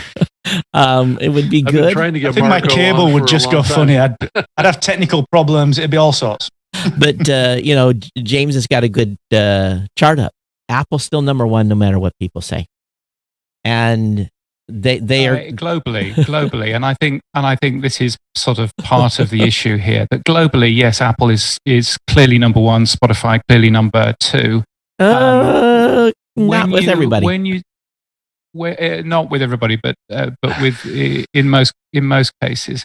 Yeah. When you then start having a look at different countries, then things change very, very fast. And and obviously, if you're a country that has 80% Android use and only 20% Apple use, it's not going to be the case that Apple is number one in terms of podcasts. So I think when we see these, and I would love somebody, and it might be Blueberry, it might be Libsyn, to break that down in terms of countries. Because to me, I'm sure that there are different stories coming out of South America, coming out of Europe, Spain in particular, coming out of Southeast Asia. And I'd be really interested in seeing how those breakdowns actually happen. I'm not sure that Apple is even number 3 or even number 4 in some of those markets. Rob and I did a little bit of discussion. I was, wasn't showing screens, but we were just kind of reading some stuff on the last show. And one thing that surprised me, because I hadn't dug into our back end in a while, is that Google Podcast is making a run, and they are on a rocket ship going up in market share. Matter of fact, at least for our data that we saw, Spotify's down 2 months in a row.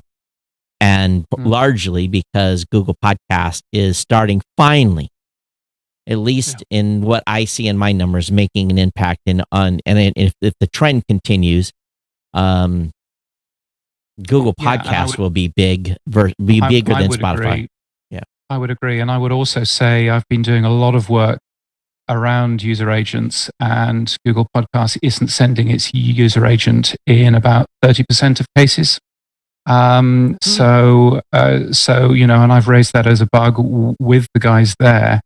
My suspicion is Google Podcast is hard to measure anyway, but the fact that 30% of their traffic is actually coming from something called Android Download Manager is unfortunate. I've given them the one line that they have to write into their own Android operating systems to fix that. Yeah. But I think Google Podcasts is larger than anybody gives it credit for. And I think, sometimes we give a bit too much data over to Apple Podcasts. I mean, all of those Apple Core Media user agents, again, it's been really interesting diving into the data here and finding out, actually, X% of those are not Apple Podcasts. That's they right. are something else. That's right. Yeah. And that is where sometimes the magic sauce that we don't talk about too much, when you start looking at user agents and doing deep dives, you go, Yeah. What's going on here? Right. Yeah. So I kind of got us on a railroad track here sideways. Sorry, Rob. Yeah.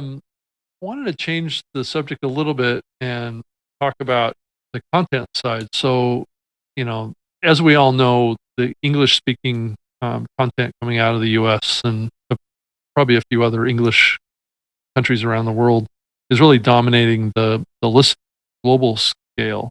But for years, I've been telling people that it's probably wise to think about your audience as a global audience, right? And to be sensitive to the topics that you talk about in your podcast, so they're not too localized. But I'm getting a sense from, if you see the podcast market expanding on a global scale, maybe it's okay for English speaking podcasts to talk about things that are related to the US primarily, or should more podcasters kind of strip out topics that tend to be kind of more US and North centric? What's the sensitivity on this topic?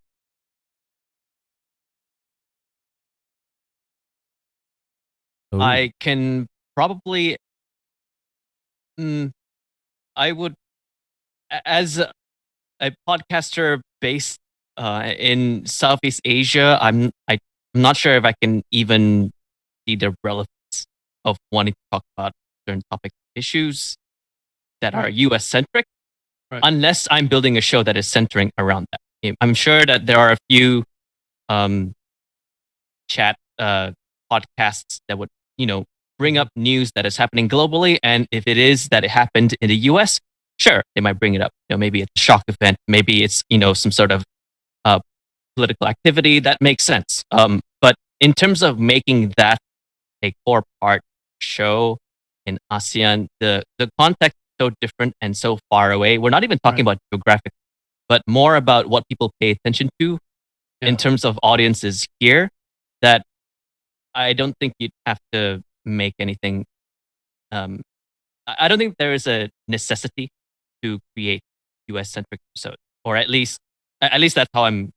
Well, that, or looking at it from the inverse perspective of not having US centric stuff in your podcast, so you're sensitive to listeners outside of the US. Good example is holidays that are celebrated here in the US and only in the US. Oftentimes podcasters will mention that in their podcasts, in their shows that have a global audience, right? And the listeners in those other countries don't really care about that topic. But I just am wondering if people listening on the outside of the US are starting to listen to US centric stuff so they can learn more about stuff going on in the US, or should we be stripping out topics that are just related to US issues or US things in our podcast more as you look at the future? I think it feels like a show by show basis, right, by network, or host by host basis. I mean, the logic there is completely sound, because it's almost back to the DAI, the dynamic ad insertion, where I get a stamp. Right. I listen to Law, and I love the show. I'm not interested in stamps.com, and it's that, but on a grander scale with the content. And I guess it just comes down to the show design. It almost speaks right back to the whole team versus true indie, really flying solo or with a team of 2 or 3. In that, you can only be as sensitive to something as you've got the bandwidth to be sensitive to it. So if you're flying solo, and if you're producing your show and you're in America and you open every show with "Hey guys," and as opposed to talking to the listener, you're already in the mindset of this is me mass broadcasting to people. So I assume you're just far less sensitive to the fact that someone in Malaysia may be listening. Whereas if you have a team, if you're editing 45, they're crunching the numbers, they're looking at the data, redesign the show.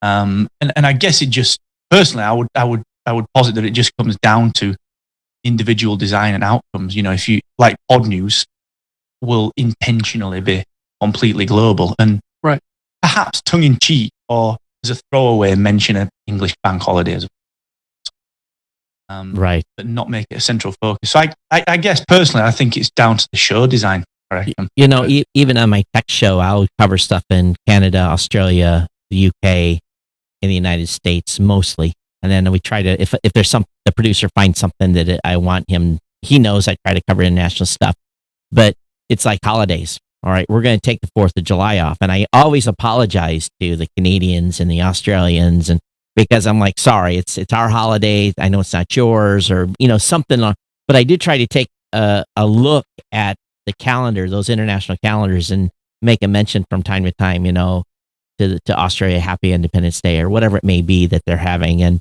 the Australian listeners appreciate it, and because oftentimes if I forget to say sorry to them, they'll come back to bash me and say, I wanted to hear the show, but you were on your holiday. Right. Well, James, I think he's kind of nice as well because, sorry, go on. Yeah, I was just going to mention James. I mean, when James started his podnews.net website, it was like this breath of fresh air because I had felt like that the podcast medium really didn't have any news outlet that was really basically aware of the podcasting industry outside of the U.S., right? So when you started doing your newsletter, it just kind of like opened I don't know if the Pandora's box is the right word to call it, but it just really opened the whole market to be visible and on a global scale. And that's what was really refreshing. But as you think about creating content, is it great to create, I think, a podcast that caters to the needs of 200 countries? Can you actually do that? James, what's your feeling on trying to cater to a global audience? I think, catering to a global audience is hard. It's very hard. Right.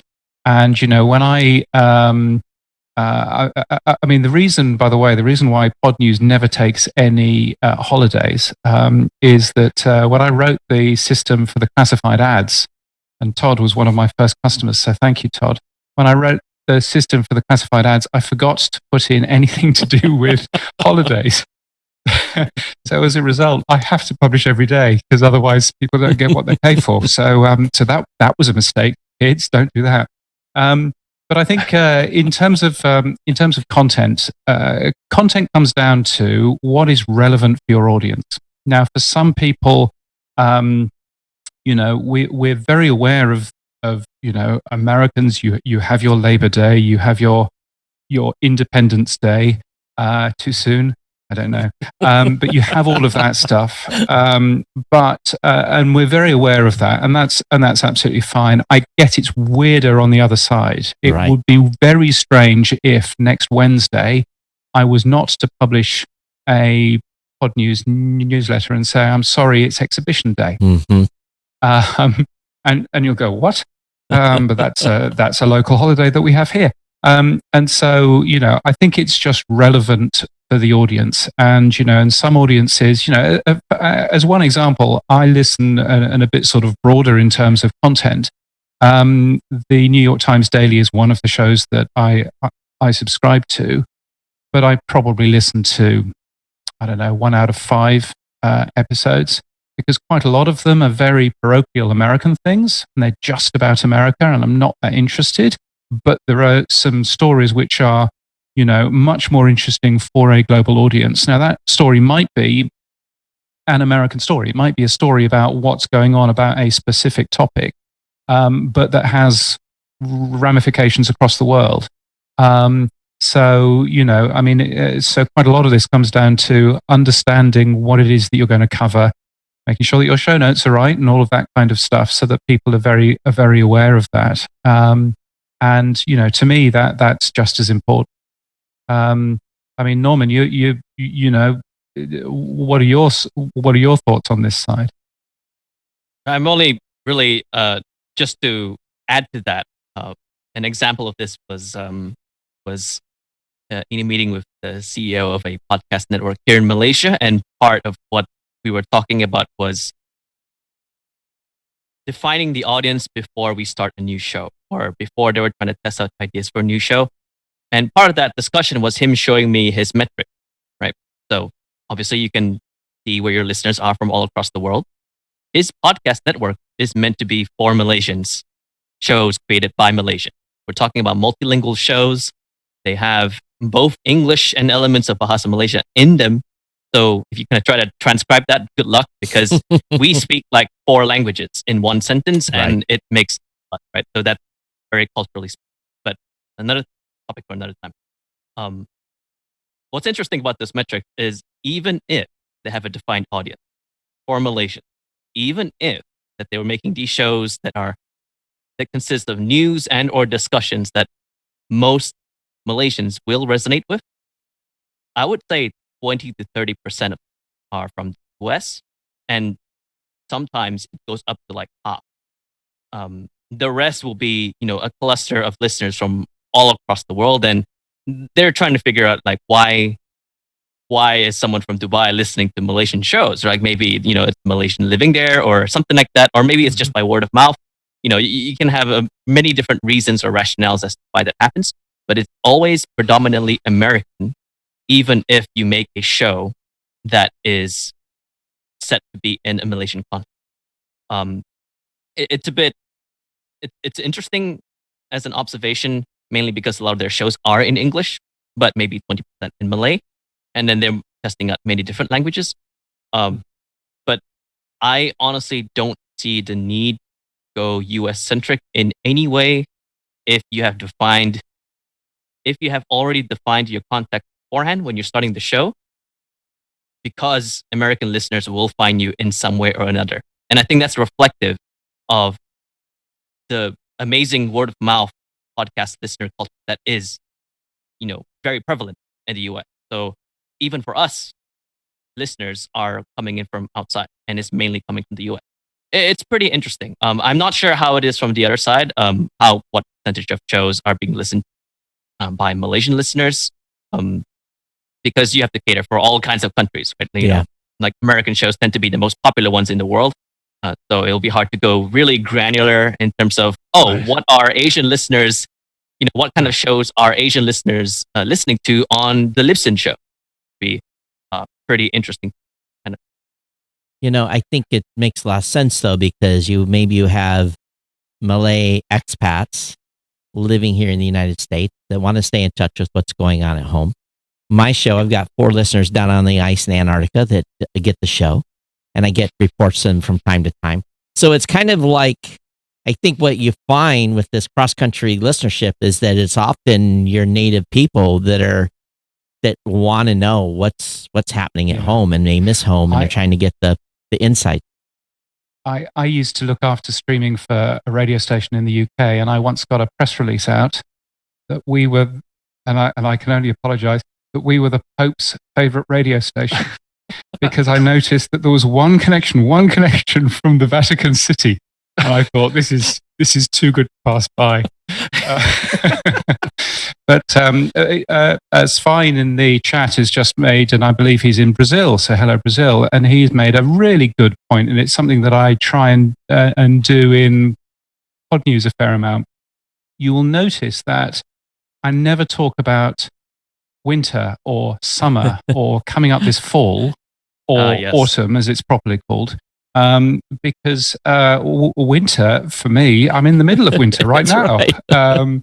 So you'll always see Pod News, for example, talking about Q3 and Q4. So it's just some of those things that just make you all of a sudden, a little jarry thing saying, what are we going to do in the middle of summer? And I'm thinking January time.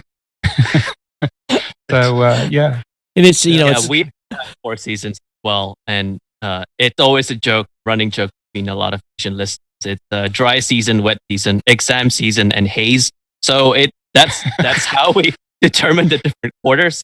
But for us, a lot of the shows here, at least, they would always determined by just saying the month, because it just makes month September.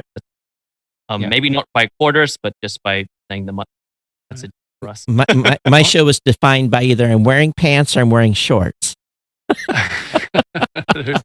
I am never wearing shorts. Welcome to England. Go ahead, Mark. I know you were wanting to mention something. I'm just a fidgeter, Rob. I often don't want to talk. I just fidget. I was just thinking about what Todd said. I think you actually raised the perfect point about this global nature of podcasting right at the beginning when you talked about your tech show. And I think it's about sensitivity. I think it's just about being aware, because it's the same question around, what content is relevant, what makes a good show. And the thing that generally makes a bad show or turn someone else is just, it's being pulled out of listening to it because something just hits the wrong chord. And I think what Todd said about just being sensitive to the fact that I am going to be off 4th of July, but actually I'm aware of this. I'm taking that on board, and I'm actually owning it and telling everyone about it, and also being sensitive to your holidays. And what was it? Exhibition? Was it engagement? What was that on, James? That was a weird one. Exhibition day. It's a day, and the weird thing is, it's a different day depending on which bit of Brisbane you are. And the point of it was, when they bring the sheep and the cows from the rest of Queensland down into Brisbane to show them off and to sell them. And the reason why different bits of Brisbane get days off at different days during this week is to allow the schools to all go. Because otherwise, if you only had one day, then obviously you'd have everybody going when the schools took a day off, and so different places have Monday or Tuesday or Wednesday, so that all of the school kids can actually go to the exhibition. It's actually called Eka Day. But I didn't want to get all Australian on you. If we had Exhibition Day here in the United States, everybody would be running around the streets naked. So, That's a whole different context there. Do they not do that already? No, they do not. That's what Fox News would tell me. So on another topic, time zones. I know you guys are all kind of, living that world, and we all kind of, as podcasters, we all maybe don't think about time zones as much as maybe we should, especially, doing live stuff like this, right? Time zones is a big thing, but it's also a factor in when do you release your episodes, right? If you're looking at trying to reach, a certain listener base, how important is understanding who your primary listeners are as it relates to time zone? It's also the analytics as well. It's we support time zone reporting in Captivate, where your analytics track to your time zone, and it was interesting because before that it was people, the amount of support that came in saying, "Wait a sec, 2:15, what's going on here?" Like there are no downloads, and it had just ticked over at 2:00 to being UTC midnight or whatever. And it was just, how can we change the experience for people and make that a little easier for them? And it's you guys know what it's like. It's always, when's the best time to release the episode? And it's inevitably, it's just pick something and be consistent. And that's the usual answer. But it's always like for Norman, if I'm in the US producing a show that is targeting Malaysia, I'm going to need to think about this a heck of a lot more. Mm-hmm. And maybe it's back to that context thing. Do I, as the host, wanting to produce that show, do I have enough experience to do that? Do I have context, enough relevance? And I think being in the UK, being in GMT, I don't know why I did that. It does exist. Being in GMT, we just assume GMT is fine for everything. So it's a real challenge. And again, it's really easy to be naive on this. So Norman, I don't know, what do you see when it comes to in particular the Malaysian market, Southeast Asia market? Do you see that a problem? Are people playing catch? Like, what's the situation?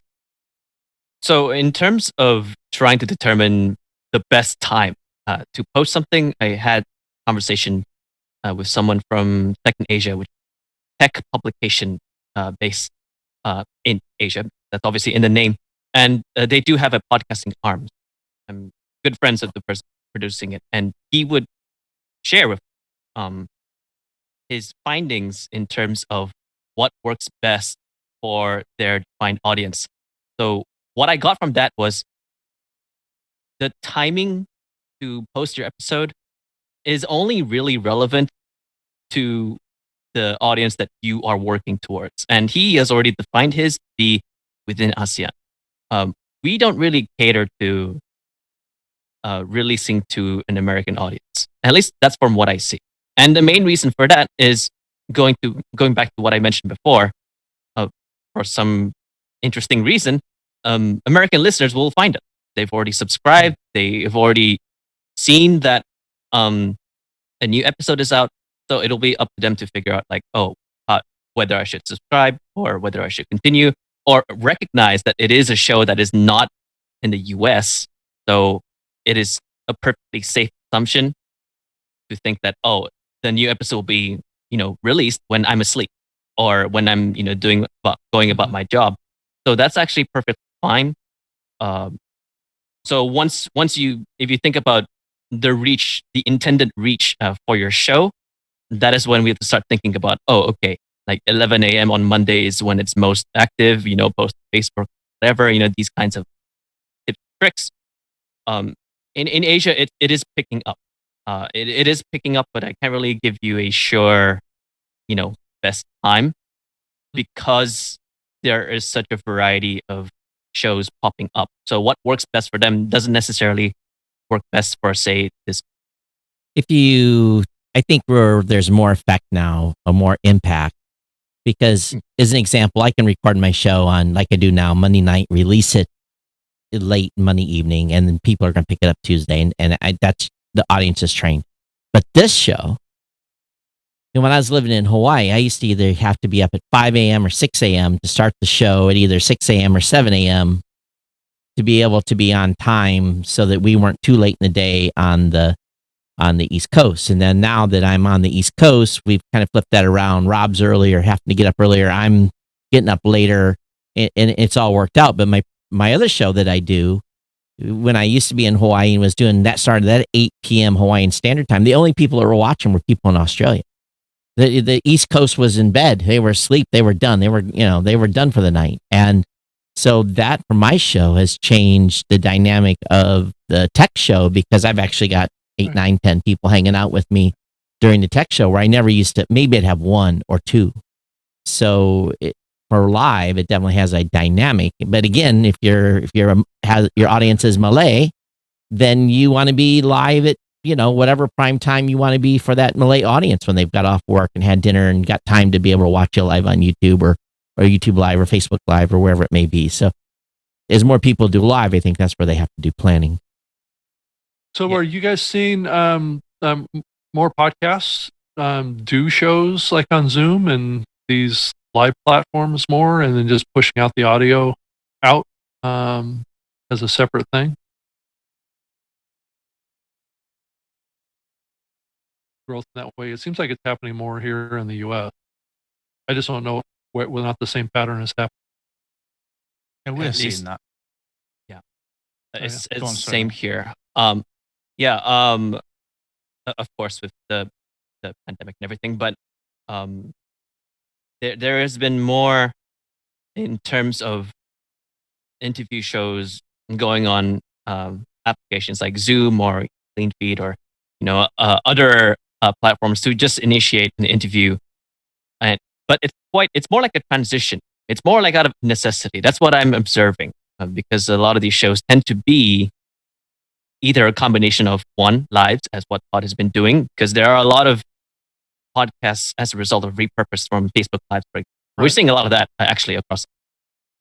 And 2,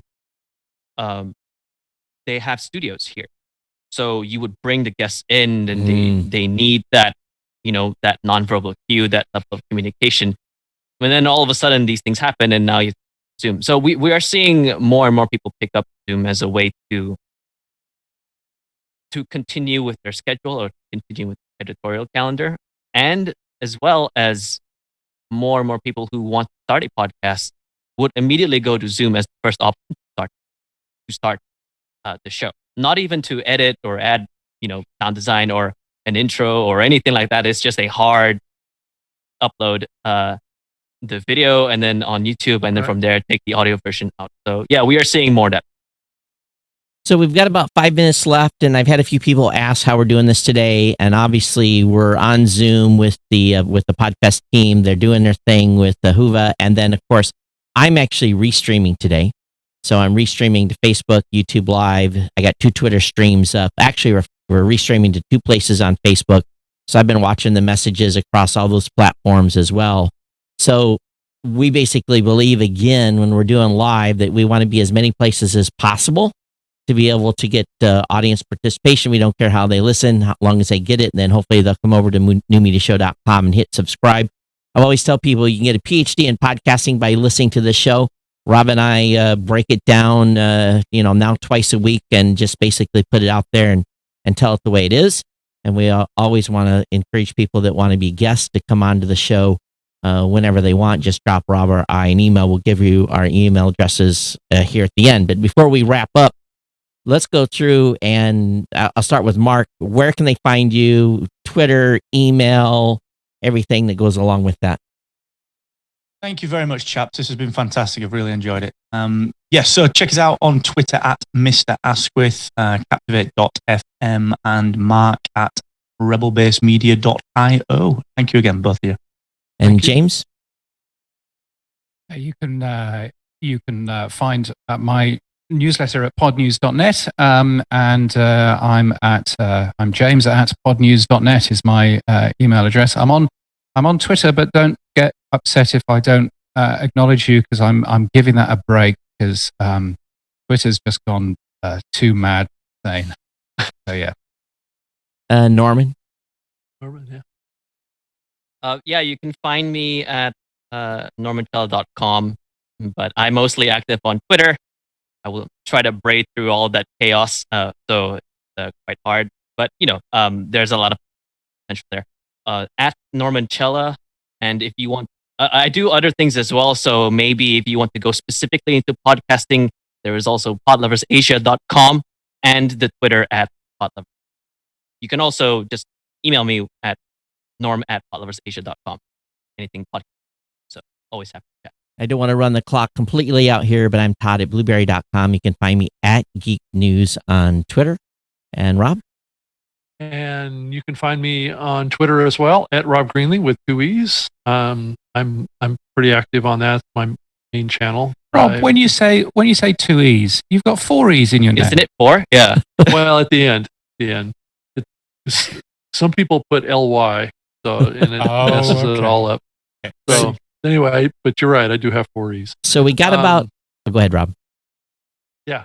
Or you can send me an email, robg@libsyn.com. And I've actually spent a lot more time on LinkedIn here lately, too. That helped.